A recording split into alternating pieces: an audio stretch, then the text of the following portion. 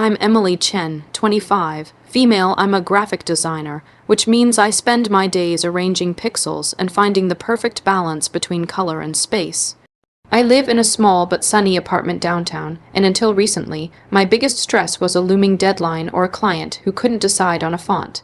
My world was orderly, just the way I liked it, built on the foundations of love and trust my grandmother, Anne May, had instilled in me.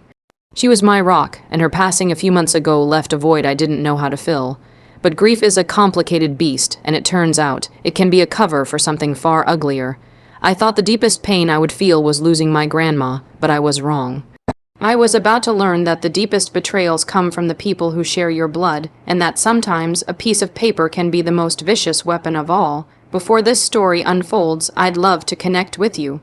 Please let me know in the comments where you're watching from and what time it is in your corner of the world. It's amazing to see how far these stories can travel. My grandmother's house was a time capsule. It smelled of jasmine tea, old books, and the faint, sweet scent of the vanilla cookies she always kept in a ceramic jar on the counter. Every corner held a memory, every creaky floorboard sang a familiar song. For my older brother, Jake, the house represented something else entirely: property value, square footage, and a prime location. Jake, 3 years my senior, worked in real estate. He saw the world in terms of assets and liabilities, and sentimentality was a liability he couldn't afford. While I saw our shared history in the worn velvet armchair, he saw an outdated piece of furniture that would need to be removed for staging. I remember the last truly lucid conversation I had with Grandma Anne May about a month before she passed. We were in the attic, sifting through boxes of old photographs. The air was thick with dust motes dancing in the single beam of light from the circular window. She held a faded picture of herself and my grandfather on their wedding day. "This house," she said, her voice thin but clear, patting a dusty trunk beside her. "It's more than wood and nails, Emily. It's our story. It's your grandfather's legacy, and it's where I want our family's future to grow." She looked me straight in the eye, her gaze intense. "I know you understand. You have my heart for these things, Jake. He has your father's head for business, good but different." She squeezed my hand. "The house is for you. It's all taken care of. It will keep you safe." I didn't think much of the legal side of it then. It was a promise, a heartfelt declaration between a grandmother and her granddaughter. I assumed Jake knew and was fine with it. He was already successful, closing deals on condos that were worth more than Grandma's entire neighborhood. Why would he care about this modest two-story home filled with memories he seemed so eager to forget? Our uncle Robert, our mom's brother, was the executor of the will. He was an accountant, a man who lived by the numbers, kind but terribly non-confrontational. He was the type to agree to anything to avoid an argument, a trait Jake had learned to exploit since we were kids. After the funeral, Uncle Robert told us he would arrange a meeting to read the will in a few weeks, once he had everything in order. "It's all very straightforward," he had said, giving me a comforting pat on the shoulder. I felt a sense of peace. Grandma said it was taken care of, and I trusted her. I trusted my family. That was my first mistake. The quiet weeks following the funeral were a fog of grief, but also a time of tender remembrance as I began sorting through my grandmother's belongings. I found her old art supplies, sketchbooks filled with beautiful drawings, and letters from my grandfather. Each discovery was a little piece of her I could hold on to. I felt closer to her than ever, secure in the knowledge that I would be the one to protect her legacy, to keep her story alive within those four walls. I had no idea my brother was using that same time to draft a very different future, one where our grandmother's story would be sold to the highest bidder. The day of the will reading felt unnaturally cold for an autumn afternoon. We gathered in Uncle Robert's sterile home office, a room that smelled of printer ink and anxiety. I sat on one side of his large mahogany desk, and Jake sat on the other, looking oddly confident. He was dressed in a sharp suit, as if he were closing a business deal rather than settling his grandmother's final affairs. He gave me a tight, unreadable smile. Uncle Robert looked flustered, shuffling papers and avoiding eye contact. "Okay, let's get through this," he mumbled, clearing his throat. Aunt May was very organized, thankfully. He started reading through the standard legal language, detailing the distribution of her smaller assets. Her jewelry was to be split between me and our cousins. Her savings were to be divided equally between Jake and me. It was all as I expected. Then he got to the house. He paused, took a deep breath, and his eyes darted towards Jake for a fraction of a second. Regarding the property at 123 Maple Lane, he began, his voice wavering slightly. Per the final codicil to the will, dated 6 months ago, Anne May has directed that the property be left solely to her grandson, Jacob Chen, to manage or dispense with as he sees fit. The words hit me like a physical blow. I felt the air leave my lungs. What? I whispered, my voice barely audible. That can't be right, she told me. She promised me the house. Jake leaned forward, his expression a perfect mask of sympathy. I know this is a shock. Grandma and I talked about it a while back. She was worried about you, about the upkeep, the property taxes. She knew I was in a better financial position to handle it. She wanted to make sure you were taken care of without being burdened.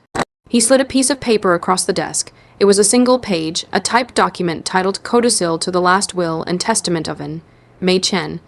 It looked official, with a dense block of text and what appeared to be my grandmother's signature at the bottom, alongside a witness signature. My mind was reeling. A codicil 6 months ago, that would have been right when her health began to seriously decline. It didn't make sense. Her mind was sharp, but her hands had been so weak. She never mentioned this to me. I said, my voice shaking. We were in the attic just before. She told me the exact opposite. People get confused when they're ill, Emily. Jake said, his tone dripping with condescension. You know how she was. She probably forgot we'd had that conversation. The important thing is what's on paper. It's legally binding. He gestured to the document. It's right there. Uncle Robert just nodded mutely, staring at his desk. He wouldn't look at me. His silence was a confirmation, an unwilling betrayal. I felt cornered, ambushed. My grief was suddenly eclipsed by a cold, sickening wave of disbelief. This wasn't my grandmother's wish. This was a lie, folded neatly and presented as fact. I looked from Jake's smug face to my uncle's averted eyes, and I knew, with a certainty that chilled me to the bone, that something was deeply and fundamentally wrong. My brother, the man I grew up with, had just stolen my home and my grandmother's legacy right in front of me, using her memory as his shield. I walked out of Uncle Robert's house in a daze, the so-called codicil clutched in my hand. Jake had generously, his word, allowed me to have a copy. The crisp paper felt toxic, a physical manifestation of his deceit. I went straight to my apartment, ignoring the calls from Jake that started almost immediately, likely filled with more fake platitudes and hollow justifications. I needed to think. I needed to look at the document without his suffocating presence. My apartment, usually a sanctuary of creative calm, felt like a cage. I spread the paper out on my drafting table, the bright architect's lamp shining down on it, illuminating every fiber. At first glance, it looked legitimate. The language was formal, the formatting was clean, but I'm a graphic designer. My entire career is built on noticing the details other people miss. The subtle shift in kerning, the weight of a line, the precise hex code of a color. My eyes are trained to see imperfections, and my brain is wired to deconstruct visual information. I stared at the signature first. It was close to Grandma Anne May's, but it was just a little too perfect. Her real signature, especially in her later years, had a slight tremor, a waver in the upstrokes from the arthritis in her hands. This one was smooth, fluid, and confident.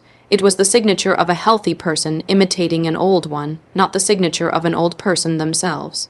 It was a good forgery, but it lacked soul. Then my eyes moved to the text itself. The body of the document was typed in Times New Roman, a standard default font. It was bland, unremarkable, but something about it tickled the back of my brain.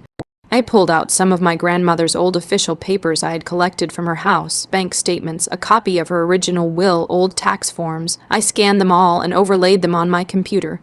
Her original will, drafted by a lawyer 10 years ago, used Times New Roman. The bank statements used Arial. The tax forms used Courier, but this codicil. I zoomed in on the screen, comparing the text from the codicil to the text from the original will.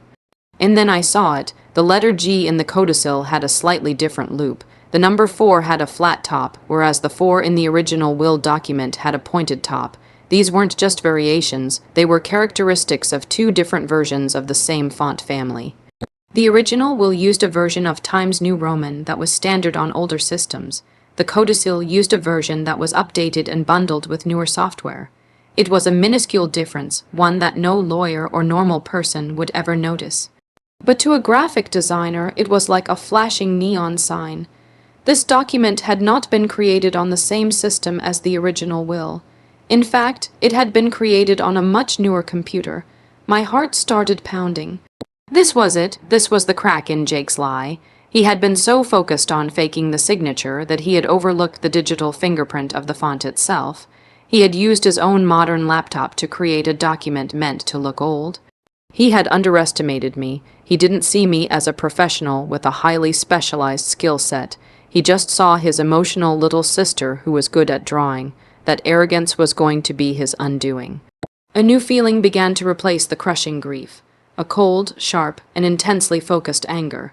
He had used a lie to steal my grandmother's legacy. I would use the truth in all its pixel, perfect detail to take it back. My discovery about the font was the spark, but I knew it wasn't enough to blow up Jake's entire scheme. It was circumstantial evidence, something his slick talk could probably dismiss as a technical anomaly. I needed something solid, something irrefutable. I needed to find the real documents Grandma and May had mentioned, the ones she said were all taken care of. And I needed to understand who the witness on the forged codicil was. The signature was an illegible scrawl above the name Martin Haley. The name meant nothing to me. My first call was to Maria Torres, my grandmother's next-door neighbor for over 40 years. Maria was a retired notary public, a woman with a razor, sharp memory, and a deep love for my grandmother. When I explained the situation, her warm, friendly voice immediately turned serious. "Emily, your grandmother would never do that," she said firmly. "Never. She talked to me about the house all the time. She was so happy knowing you would be the one to fill it with life again." I asked her about Martin Haley, never heard of him, she said instantly, and let me tell you, I knew everyone who came and went from that house. Your grandmother did not have a visitor by that name, especially not 6 months ago when she was mostly homebound. That was another piece of the puzzle. The witness was a ghost. Maria's words fortified me. My next stop was back at Grandma's house. Jake had given me a week to clear out any personal belongings before he planned to bring in a team to assess the property for sale. A phrase that made my stomach turn. I knew I had to work fast. He was expecting me to pack up photo albums and old clothes. He wasn't expecting me to be conducting a forensic investigation.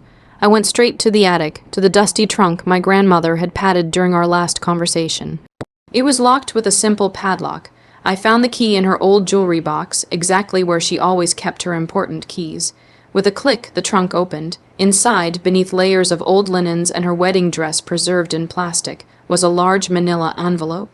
My hands trembled as I opened it. It contained the original lawyer, drafted will, the one Uncle Robert had on file.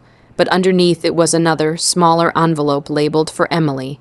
Inside was a handwritten letter from my grandmother. Reading her familiar script, my eyes filled with tears. She wrote about her love for me, her memories in the house, and her firm wish for me to have it. And then came the crucial part, wish for me to have it. And then came the crucial part, to make sure everything is ironclad. She wrote, "I had my lawyer, Mr. Davison, draw up a deed transfer. It's a transfer on death deed, dear. It means the house passes to you directly, outside of the will, the moment I am gone. It supersedes anything in the will. Mr. Davison has the original, and it's been filed with the county. He will—" "My witness, your uncle doesn't know about this. I didn't want to create any family friction. I trusted it would all be simple. A transfer on death deed. It was brilliant. It was a legal firewall against exactly this kind of predatory family behavior. My grandmother, in her quiet wisdom, had outmaneuvered Jake from the very beginning. She knew his nature better than I did. Now I had the proof. A quick search online confirmed that Mr. Davison's law firm was still active downtown.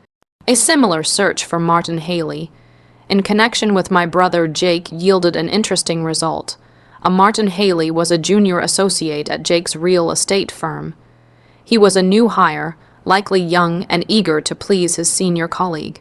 Jake hadn't hired a professional forger. He had used a lackey from his office as a fake witness. It was sloppy, it was arrogant, and it was the final nail in his coffin. I now had the motive, the fraudulent document, the name of the fake witness, and, most importantly, the legally superior document that rendered his entire scheme irrelevant. The paper trail my grandmother left behind was about to become the path to his downfall. For the first time since that horrible day in Uncle Robert's office, I felt a sense of power. It wasn't just anger anymore, it was purpose. Jake had tried to use a fabricated document to rewrite our family's story. As a graphic designer, I decided to use my own skills to create a presentation of the truth that would be so clear, so visually undeniable, that not even his smoothest lies could escape it. This wouldn't be a shouting match. It would be a calm, methodical, and devastating unveiling. My canvas was a PowerPoint presentation, but my medium was pure, unadulterated fact. My first step was to visit Mr. Davison. He was an elderly, kind-faced lawyer who remembered my grandmother fondly. When I explained the situation, his expression hardened. He confirmed everything. He had drafted and witnessed the transfer on death deed himself, and it had been officially recorded with the county recorder's office 9 months prior, long before the date on Jake's forged codicil. He provided me with a certified copy of the deed, a document that shone with the unimpeachable power of the law. He also agreed to be present at my family meeting to explain the legal finality of the deed. With this legal cornerstone in place, I began to build my presentation. I spent the next 2 days in a creative frenzy, channeling all my grief and rage into my work. The presentation was titled simply, "The Truth About 123 Maple Lane." The first slide was a beautiful, high-resolution photo of Grandma and May, smiling in her garden. The second slide showed her handwritten letter to me, with the key sentences about her wishes highlighted. The third slide was the centerpiece of my evidence against the forgery. I created a visual breakdown titled A Designer's Analysis. On the left side, I showed a scan of the forged codicil. On the right, I displayed close-up, magnified comparisons.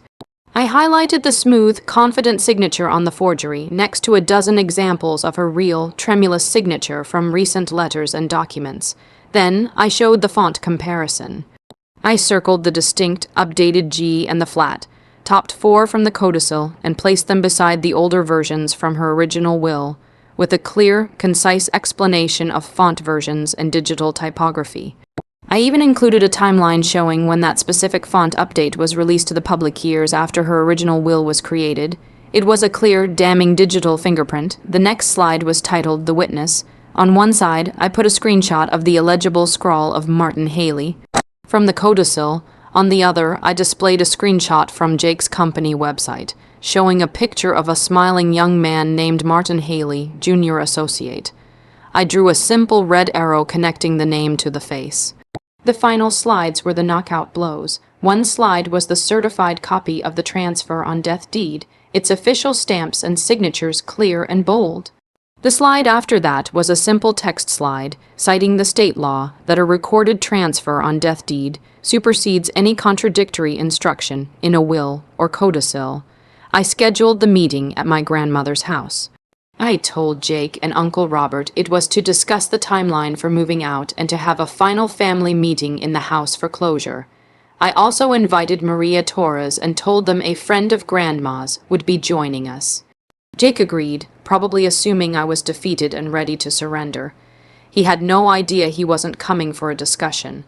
He was walking into an exhibition of his own undoing, one I had designed with the same care and precision I would for my most important client. The air in my grandmother's living room was thick with tension. I had set up my laptop on the coffee table, connected to the large television mounted on the wall. Jake arrived first, looking impatient and carrying a folder of what I presumed were sales comps for the neighborhood. He gave the room a critical one, sober, already seeing it as a product, not a home. "Let's make this quick, Emily," he said. "I have a client call at 4.